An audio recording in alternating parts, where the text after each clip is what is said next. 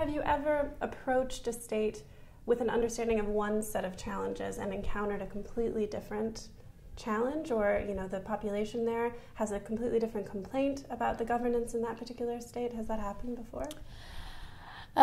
Yes, but usually with all our states, we start off with the process of self-assessment, where we sit together with the state and we try to get them to assess themselves according to specific criteria, which drills down into a lot of detail as to where the states are, and they're then able to identify their weaknesses, identify their challenges, and then we work through them. But we have gone into some states, for instance, in one of our states, we went in to support not just governance reform, but support the health sector as well, in terms of providing that underlying governance structure that will then help the sector improve and deliver better service delivery.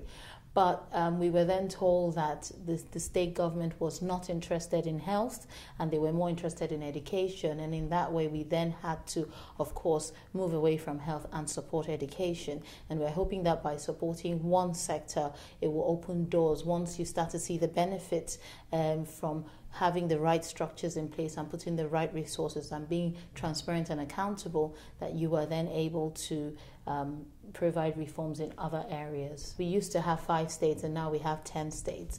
And with each state comes its own complications, and we've had to develop all sorts of approaches in ways to tackling the challenges in these states. But the important thing is that the state is in the driving seat and that the solutions that we identify are locally identified by the state and there is traction. Great, very interesting. I wonder, I know that Spark is coming to the end of its time. It's a 7-year program, is that right? And you're almost in your 7th year now, is that? Yes. And I wonder, at this point, as you're looking to the future, what do you do in order to make sure that Spark's presence is there after you're gone? I mean, Spark believes in incremental change. We're not hoping that the work we do will result in some massive change.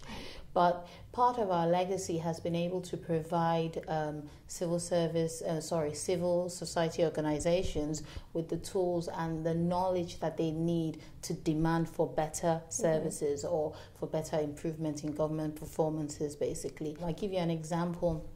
I think it was in one of our states where the budget was very inflated, and by sort of working together with the Voice and Accountability program and trying to inform members and teach them about what they need to look out for, the budget was brought down drastically from its overinflated size to a more realistic budget. Very interesting. Wow. I guess that's one really great indicator of impact, right? If you can literally measure it in the size of a budget. Oh, yes. Yeah. It's fantastic if you get the government to be more realistic with their budget, looking at the receipts, because, of course, and that's something our political economy informs us about as well. Our analysis is that usually budgets are used as an instrument of power and patronage. So if you're able to give, the more contracts you give out, the better you think you're going to come in the next election, as opposed to building a different sort of pressure base in terms of providing better services to citizens, who then are able to elect you into offices as opposed to paying for being elected or paying patronage to get you there. So it's building a totally different mindset and changing the way governors think.